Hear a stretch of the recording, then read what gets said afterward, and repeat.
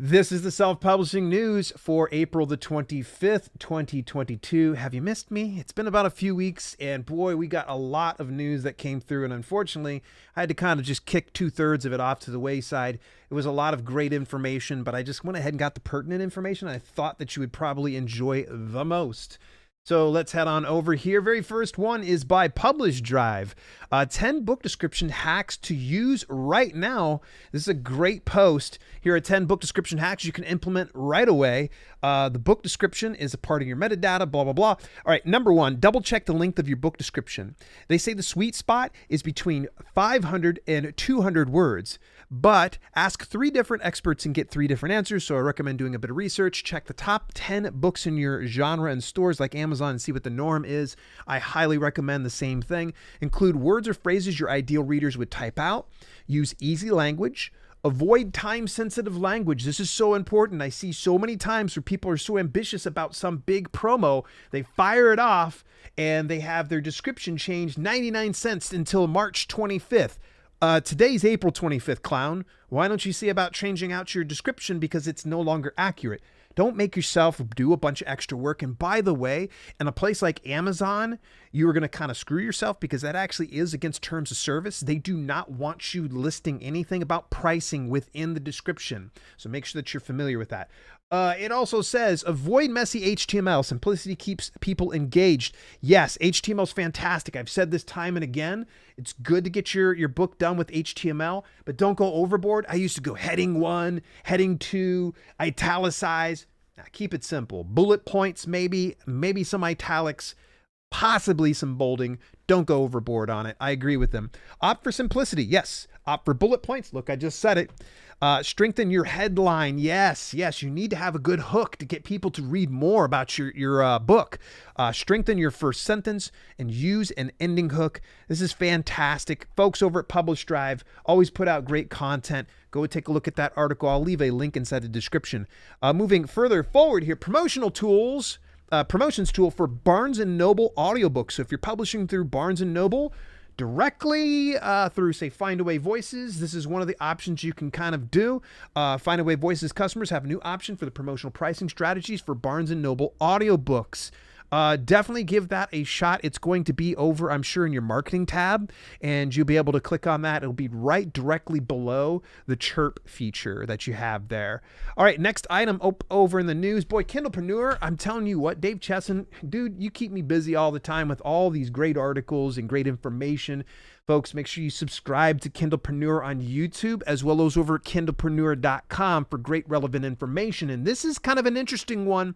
Some of you guys are like, hey, this is a self-publishing podcast. What are you doing talking about traditionally published books? But I think it's important that we understand why he's talking about this, how to use Amazon ads as a traditionally published author. So if you are a traditionally published author, this article is going to be for you. But here's the thing. I talked about this, I think about 4 weeks ago, in which now you can access Amazon advertising through Author Central.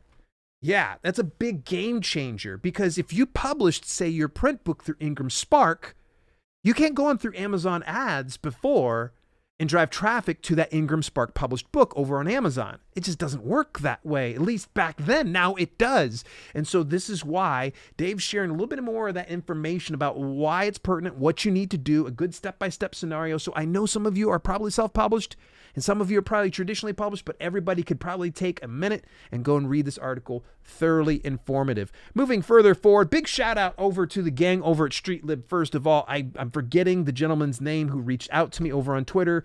Thank you so much for the love. I appreciate it. Folks, Streetlib is a great aggregate publisher. I've yet to actually tap into them, but good friend of mine, MK Williams, actually has done a couple of videos about them over on her channel. So if she stands behind them, I stand behind them. So Streetlib offers free ebook distribution to Ukrainian publishers and independent authors. The digital aggregator is guaranteeing commission-free ebook distribution for at least 5 years.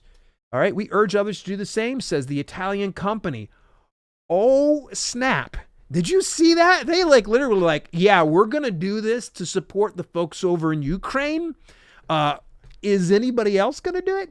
KDP, Draft the Digital, what can we expect? So I think that was a real classy move on their part. So I know that one of my longtime supporters of this channel actually it lives in Ukraine right now, and this might actually be something ideal for him because, well, he's in Ukraine, and as you folks know, there's some upset over there right now, and it's crazy times. So big shout out to Streetlib. You've just earned a fan in me, and this is such a classy move, I believe. Further forward here, Readsy. Gosh, Readsy always comes up with some great articles. And this one, though, is a new app that they just put out. It's called Bookdle. It's the Word a Day publishing app. Readsy's pleased to announce the launch of a new serialization platform that has already been described as publishing's answer to Wordle. It's called Bookdle by Readsy, and it's set to change how we read and publish books. I don't really want to go further into depth. I think this is very interesting. I know my wife is totally hooked on Wordle, but when I saw this right here, I thought, So take a look at it and do me a favor. Drop inside the comments. What are your thoughts about Bookdle? Is it fun? Is it cool? Is it something unique and worth looking into? I'm just sharing an option. Hey, I've got another piece of items here coming up here in the news. But before I do that, I want to let you know that I get great news content from a news source called Scribando. Scribando gives everything that you need to know about self-publishing. They typically send out one email newsletter per month and sometimes two or even more. But in any event, they provided the next information that I found out through Jane Friedman's site. Which social media platform is the best? This is the million-dollar question. There's a lot of people that say, okay, I know I got to do social media. People have been telling me for years. What do I need to do? Where I needed to go? Jane Friedman is the cream of the crop, best of the best, and one of the go-tos, not only in just self-publishing, but also in trad publishing. She's a very well-respected author. So give this article a read in which she talks a little bit more about what you need to do before diving in. Instagram, Twitter, TikTok, Facebook, Pinterest, all of these things, and they give some great practical advice. I definitely recommend you go and take a look at Jane Friedman's article. Very, very informative. Oh, hey, we were just talking about the Kindlepreneur not too long ago, but I thought it would be very important that we tap into something right now because it is very pertinent. It is with Publisher Rocket. Here's what the email said. It says, just wanted to give you a heads up that if you haven't bought Publisher Rocket yet, you might want to pick it up before these new features come out and the price increases. So some of the new things they've been working on includes improved Amazon ad system, which means new capabilities and ways of pulling targeted keywords, historical category data. I know they've been working on that for a long time. So you get to see the sales and popularity of all 14,000 categories and trends, and they show graphs and everything else like that. So the good news is they're still $97. But if you want to lock in that price before they roll out those new features, you may want to go get it now. My affiliate link is at dalelinks.com/rocket. Don't hesitate, because Dave is not one of those ones who does false scarcity. When he says he's going to do something, he does it. So you may want to pick up a copy of Rocket if you've been kicking tires and you've been, I don't know. I will be discussing that here on the podcast today. All right, moving a little further forward, StoryOrigin is actually running a little case study, if you will. So I wanted to help out Evan a little bit. If you are a StoryOrigin user, I recommend you go on over there. StoryOrigin Critique Partner Matching. Been looking for a critique partner or know someone that has been? I'm running a critique partner matching program for authors using the beta copies feature. Authors usually use the beta copies feature to get feedback on early drafts of a work in progress manuscript, but you can use it on a WIP or a published manuscript for this experiment. The goal here is to find a critique partner, not necessarily to get feedback on a work in progress, so feel free to use a work in progress or published manuscript. StoryOrigin, fantastic company. Can't say enough things about them. And instead of me trying to shill about 50,000 products in today's news segment, there's a link inside the description below. You can go ahead and pick up a copy over StoryOrigin. They are so worth the investment. And speaking of worth the investment, this is why I didn't want to chill every last little thing here. I wanted to bring up, there is a big sale that is going to be wrapping up here soon for ProWritingAid. This is my preferred grammar checking software. In fact, I got rid of Grammarly a little over about a year to 2 years ago because ProWritingAid is the bee's knees. It's the best. And right now they're running a 25% off sale. If you go over there now, you can get 25% off annual or lifetime. It doesn't apply to monthly, unfortunately. I highly recommend, if you got the discretionary expense, get the lifetime deal. DaleLinks.com/ProWritingAid. The sale's good for the next 2 days and 7 hours. So if you're watching this on the replay on Wednesday, you're getting down to the last few minutes, so you may want to go ahead and snatch that up. All right, here's another great little article here, and actually it's a download of sorts from the folks over at Miblart. Fantastic cover design artists.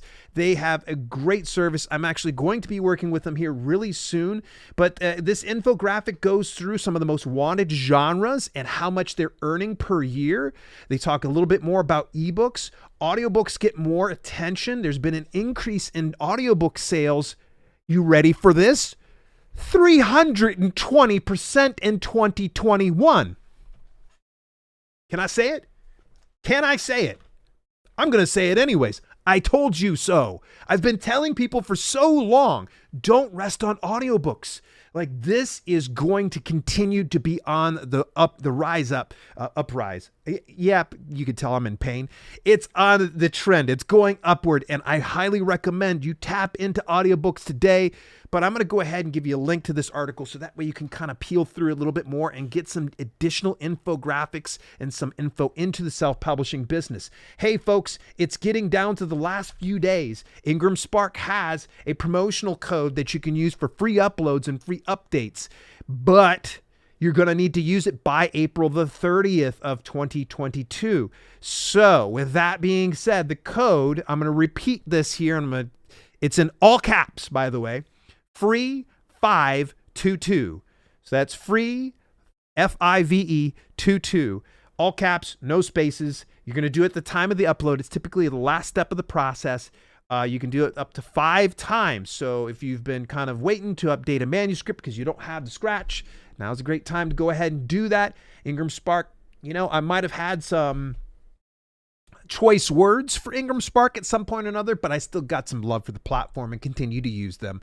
All right, moving a little further forward here. This is actually pretty interesting. My buddy Kenny Myers over at eBookFairs rolled out a new feature where it's essentially a daily literature trivia.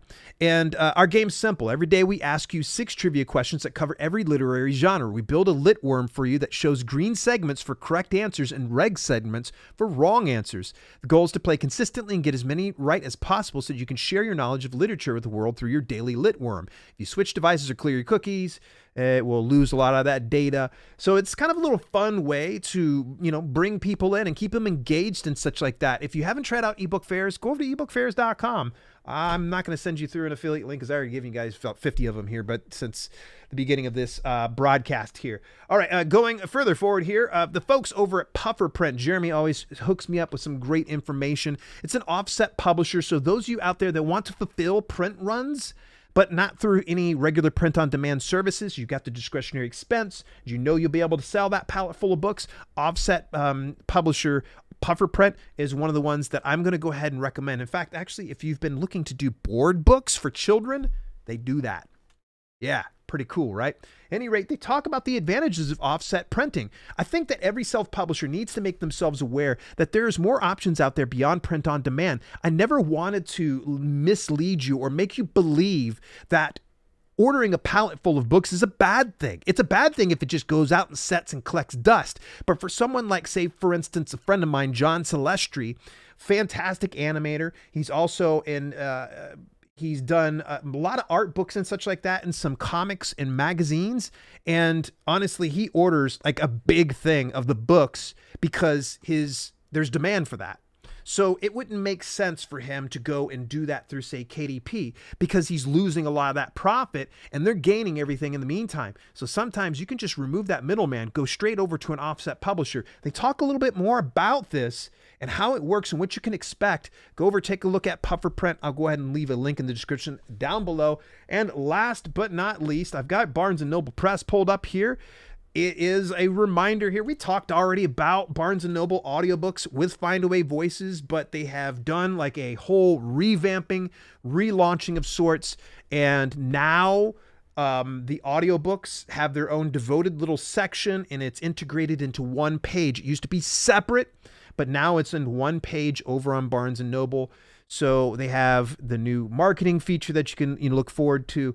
And if you have not published at Barnes & Noble, I highly recommend it. There's still a lot of demand over there. That's all the items in the news. What'd you think about each one of them? Was there any one that you found most interesting? And did you go try out that Bookdle game? I want to hear from you inside the comments down below. Let me know if I missed anything.